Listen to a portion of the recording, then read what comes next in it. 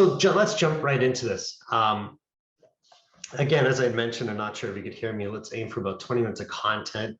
Excited to talk to you, CEOs, IR people of public companies, because I think the industry has significantly changed through the pandemic. I talked about it before last year, but I was really waiting to see what was happening. Do we come out of the pandemic and do things return to normal for investors? And it's not. So everything that worked for us at stock marketing here through the pandemic, as a CEO of a public company, as the IR team of a public company, you need to make sure you're following some of the things we're going to review today. So I'm happy to continue talking about it. At PDAC last week, attendance was down. I know it's a bit of a hybrid. The investor area was certainly down with attendees. It is no doubt that investors are still at home, even though we're far out of the pandemic. Let's hope things have changed. So my background, why I'm here chatting with you about attracting investors for public companies. I'm coming at 23 years of online marketing experience now, 6 specifically the last 6 years dealing with public companies. Happy to work with dozens of clients each and every month. Probably helped over 100 so far in the industry with their online marketing.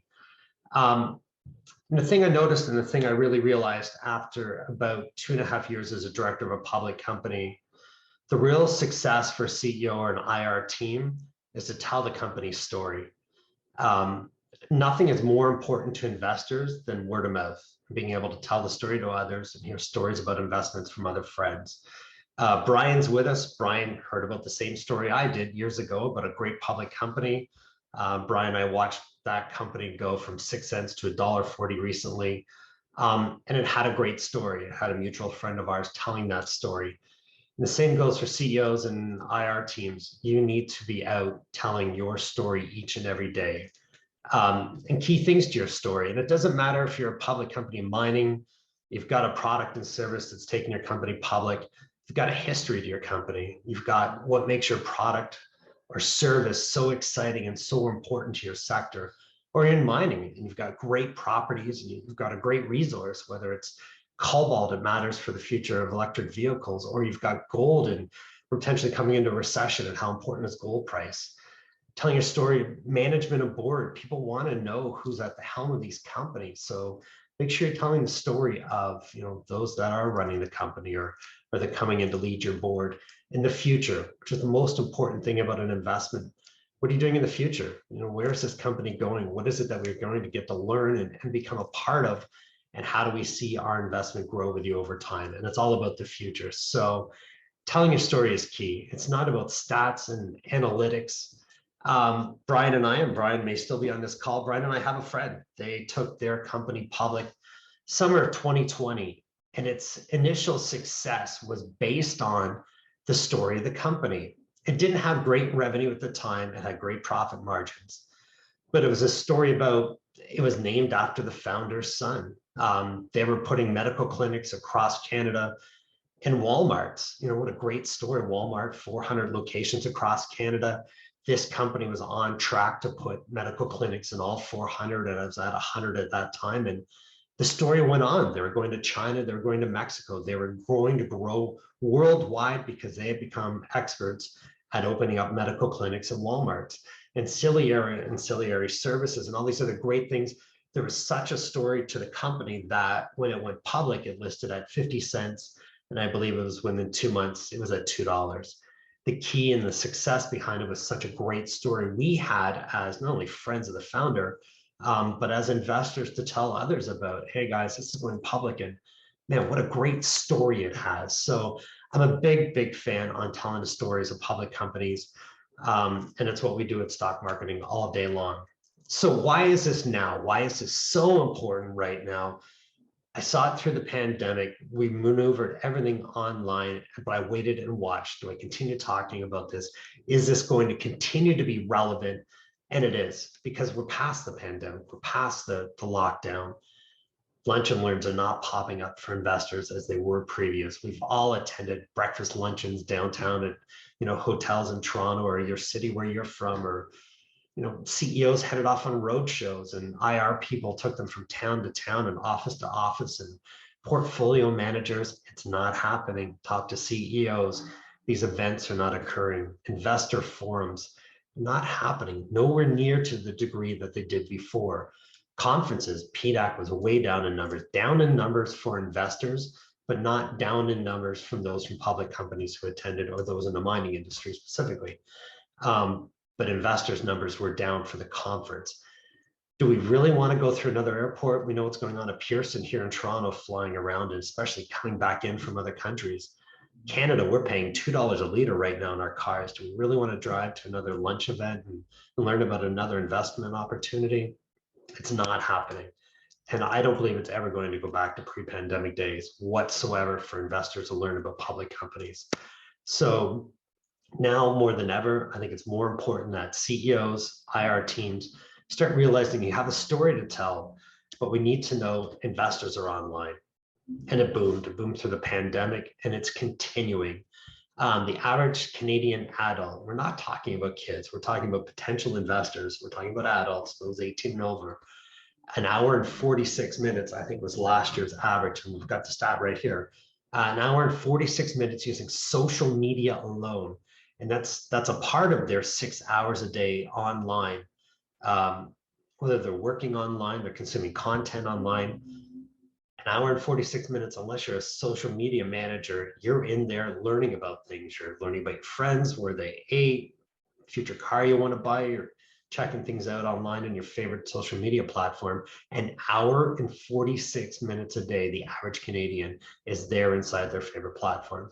Each platform will go over it a little bit, touches on different demographics. We know that. So it's key to, even for if you're an IR, if you're a CEO of a public company, make sure you or your team, you're posting to each and every platform. You never know what demographic you need to hit to potentially find an investor. Internet use is mobile. I mean, although work may be getting done on a desktop or a laptop, it's cell phone use all day long. We're on it, and that's where we're running up the minutes. And how does this tie into investing? 68% of Canadians are now doing all of their banking or all of their investing using their mobile phone.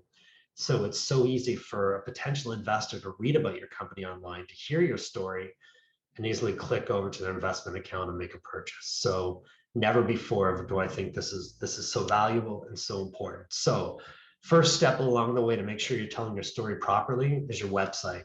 Make sure your public company website, it has to be professional. The secret sauce to websites I've been building now 23 years is above the fold. Rule of thumb for websites is a rule of 3. You got 3 seconds to capture their attention. That website better load within the first 3 seconds. And above the fold on your homepage, you better be telling the people where they are, what your company's about, and easily lead them to where they want to go the next 30 seconds. Do they want to read about the management? Do they want to read about the board? Do they want to find out live stock prices? They want contact information. Maybe they're just trying to find your website to be able to access you. You got a rule of 3. You got 3 seconds on above the fold on the homepage to keep them. And you got 30 seconds to get them where it is they need to go. So professionally built websites load fast. They're exciting when they land on them, but people need to get where they're going quick on it.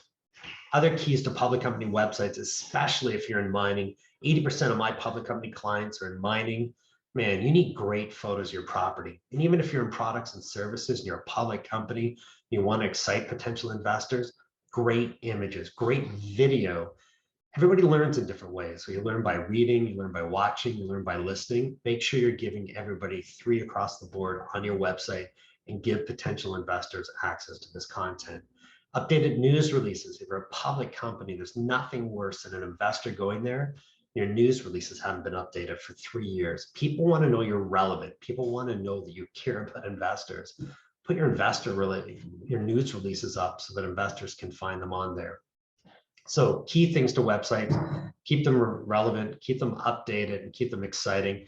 And the key thing, the number one thing to a website, make sure it's mobile friendly. We know everybody, as I just mentioned, 51% of web use is mobile. Go have a look at your website. Any of you today, I've got 11 of you online, go look at your public company website right now. Use your phone to look at it. Can you read the text? Can you see the images? Like we last checked, 80% of public company websites were not mobile friendly. And if you need to test it, go to Google search engine, type in mobile friendly website test. You can drop in your domain name and it'll tell you right there what's wrong with it. So make sure your website's visible on mobile. 51% is only going to increase. We know that for use for websites. So make sure you're mobile friendly and go take a look at that on Google. If you ever have questions, I'd love to walk you through it. So reach out to me if you want to go through your website. Make sure it's mobile friendly. Social media, number 2. I'm going to try and wrap this up in 5 minutes with some other key things you need to do. Tell your company story on social. Why? We're there an average of an hour and 46 minutes. And make sure you're across every platform. Grandparents, they're on Facebook looking at pictures of grandkids, but grandparents now retiring, possible income, available for investments. Make sure you're capturing them with a Facebook fan page. Twitter, huge for investors. Tweeting is like we're talking about the food we ate for breakfast, then we're out for the afternoon in the mall. Everybody's tweeting what they're doing all day long, and they're tweeting and bragging about what stocks they're buying. If you don't believe that, go type in your own company into Twitter and see about everybody speaking about it. They're doing it. If you're not on Twitter, especially talking about your own company, investors are going to think if it's not worthy of you talking about it, it's not worthy of them talking about it. Make sure you're on Twitter. Make sure you have a company page, updated news releases, lots of information about the company. And no matter what platform you're on regarding social media, make sure you're posting consistently each and every week, especially if you're planning to post every day, make sure it's every day, because you can stop for 4 or 5 days, they're going to think something went wrong. It's like if you're posting every week, but stop for 2 weeks, maybe take a break Christmas to New Year's, but otherwise make sure you're posting consistently to whatever platform. I also love Instagram pictures, especially if you're in mining. Post them from your property, get lots of information out there to potential investors. And LinkedIn, to me, LinkedIn's key. It's going to outlast Facebook, Twitter, and whatever else any Elon Musk or Zuckerberg throws at the world. Make sure you're on LinkedIn. It is the Rolodex of professionals. Average income on LinkedIn is 100,000 US. Don't miss LinkedIn. Make sure you got a company page that's there. So whatever you're posting, make sure it's consistent. Day of a news release, make sure it goes out as a post across the board on your social media platforms and get it out there across all of your accounts. Email newsletter. People do love reading emails. Make sure that whatever you're selling them and sending them is relevant. Make sure your news releases are going out each and every time they come out. Build a database using an email newsletter, sign up on your website. You can add it to your social media, always cause a link back to sign up. And remind people, pretend people are, they say the average instruction for anything you have is written for a grade 3. Make sure your marketing's that sense. Remind people, hey, don't forget, sign up for our email database and you'll be able to receive information as it happens. News releases, updated investor presentations, get them out on email and make sure you're collecting this content from potential investors on your website. An email database is huge. Email is always going to be there. So make sure you're collecting it from potential investors. Executive branding, this is unique. And I know I didn't invent it, but I certainly push it and I push it hard and I have for the last 6 years. You get a sample of Dwayne Parnham, good friend of mine, CEO currently of Madison Metals. Dwayne had 4 followers on LinkedIn, 4 connections when we began working together 6 years ago with Guiani Metals. Dwayne immediately, we populated his LinkedIn, great information, whatever company Dwayne has been with in the last 6 years, we make sure it's there on his website as an experience. People can read about the companies, and every time any of those companies have information, we post it to Dwayne's LinkedIn. When I snapshotted this, maybe last November, Dwayne had 4,500 followers. Think about that for a second. CEO posts a recent news release. He has access to potentially 4,600 investors immediately who are going to read the content. It's pretty exciting, and that's how big of a following you can build as the CEO of a public company.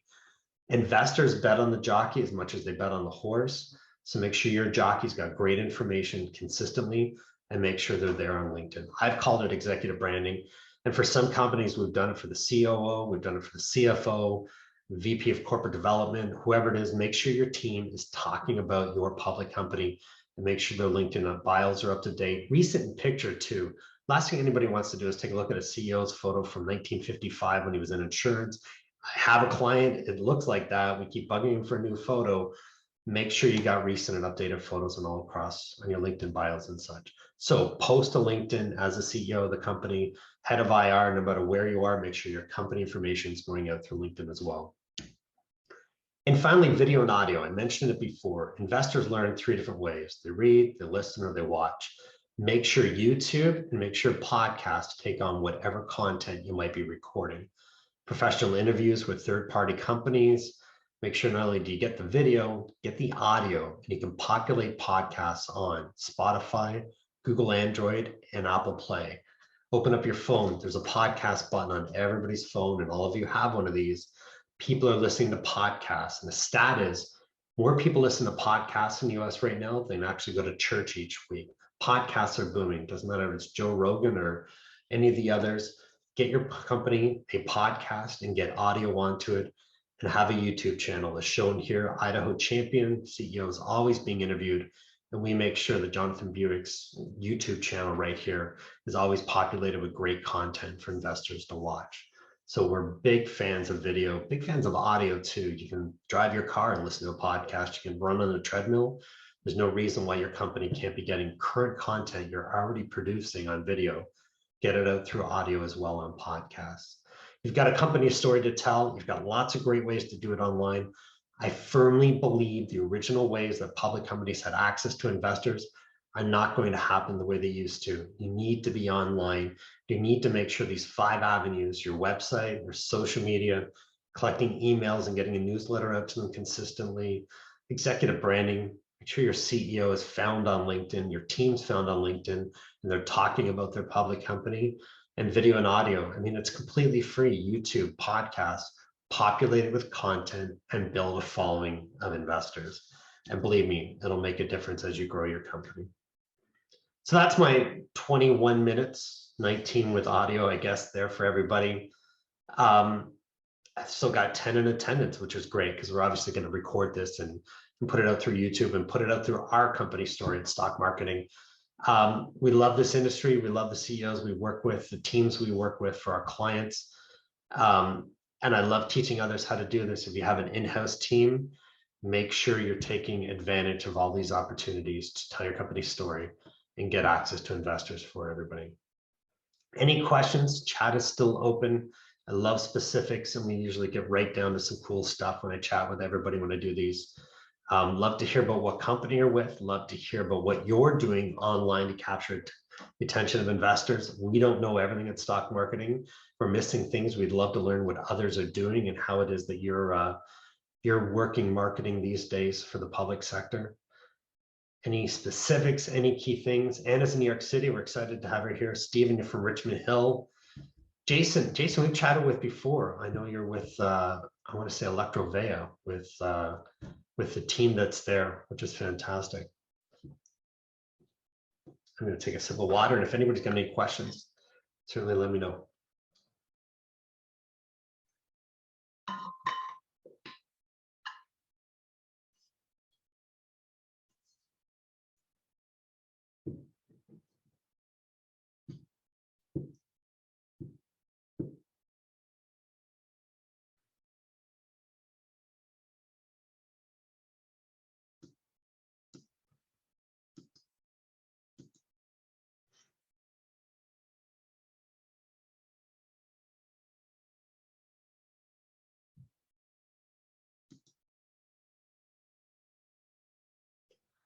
Don't think I'm a guru. Thanks, Brian. Always appreciate your support. Ian, I certainly don't think I'm a guru. I think we love what we do. We've seen it have a great impact on the companies we worked with. A bunch of options through the internet. How can you impose your differentials? We've stuck to what we believe works. We've watched it. We built case studies. We've seen the impact and the growth we provided for our clients to access investors and to build a following. And I'll tell the story. I guess the best story is I came into the industry 6 years ago, backed by online marketing. I have a VP of marketing for the medical clinic I spoke about. I spent 8 years as director of marketing for the world's largest pool table company out of the US. And when I walked into public companies and marketing them, I realized there are so many options for public companies to promote themselves through third party, but nobody was building a following online for those public companies. I mean, you know the names of them, and I think you're the Ian, I think you are. You know the names of these companies out there. You spend $5 grand a month and they promote you on their social media, and maybe they have 10,000 followers. my first thing was, why don't we build 10,000 followers for our public company and have access to them forever and not just get stuck paying every month for this? And that's what I did immediately. We did it for Ganny Metals and built them across the board. Twitter, LinkedIn, Facebook. I may not have gone near Instagram 6 years ago. YouTube channel, and started building a investor email database. And we took on Dwayne's LinkedIn and built him up to over 4,000 following. I think we just, it's the grunt work. It's the foundation for these companies. It's like having a phone list from 1970. And we've seen it work. So we just had great case studies for everybody that we've worked with.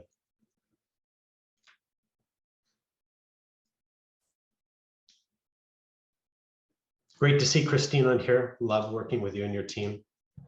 Prime Morris has done a fantastic job.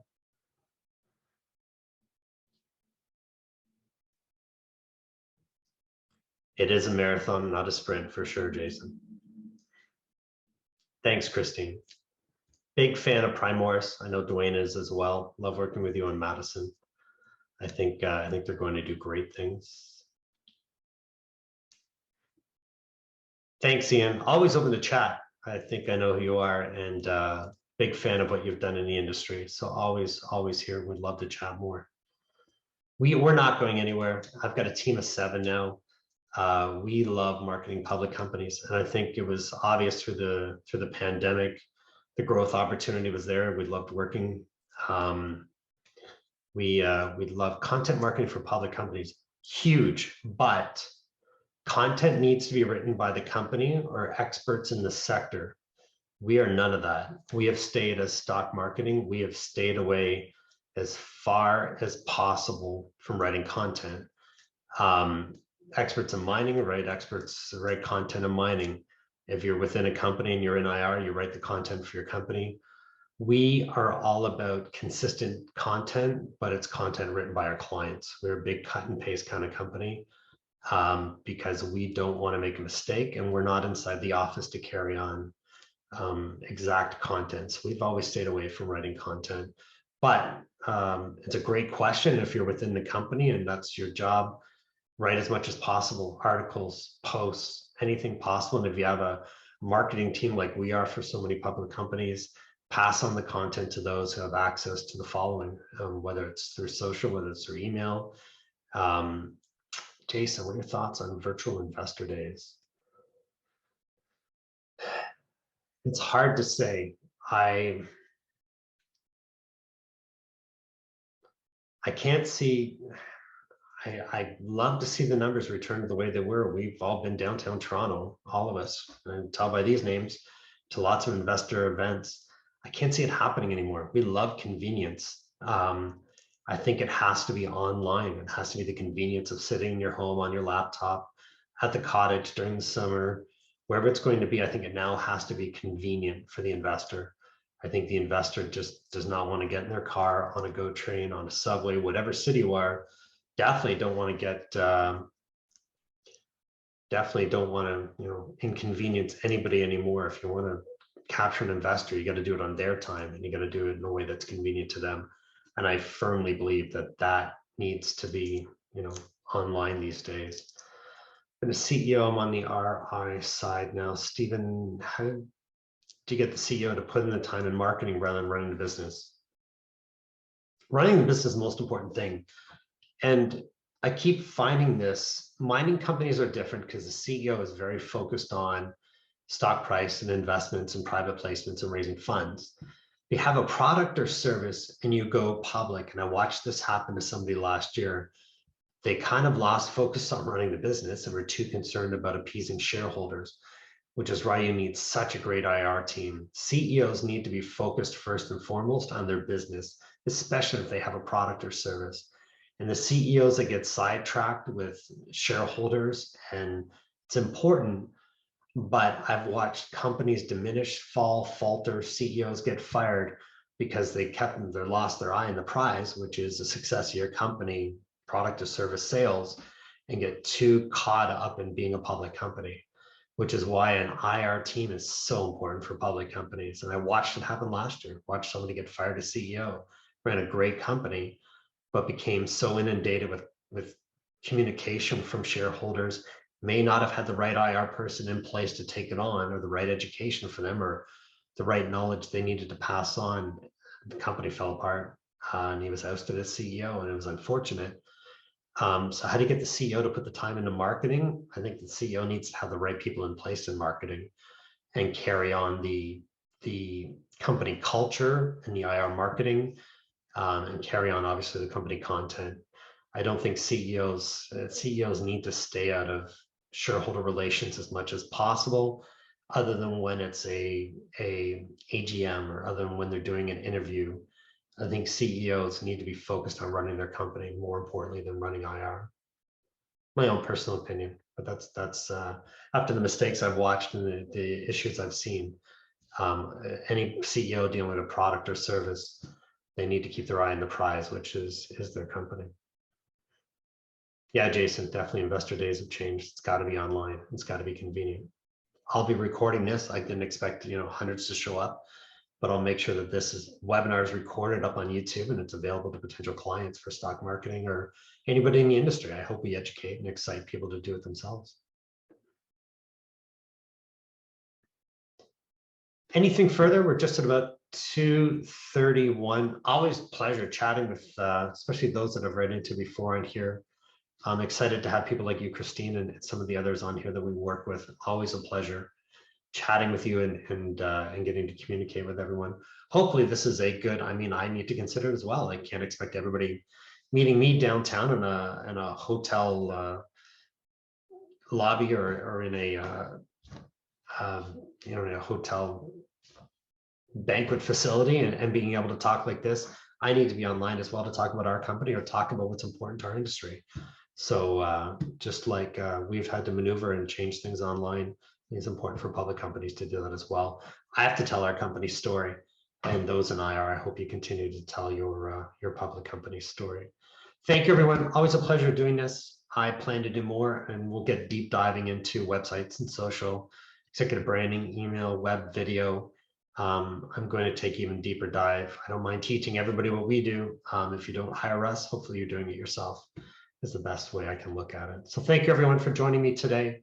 Always a pleasure. You can find us always stockmarketing.ca, and I'm Scott at stockmarketing.ca. If you need to meet up with me directly, contact me. Thanks, Anna. Thank you, everybody, for your time. Most importantly, I know how precious it is. So thanks for taking the time today with us. Have a great day.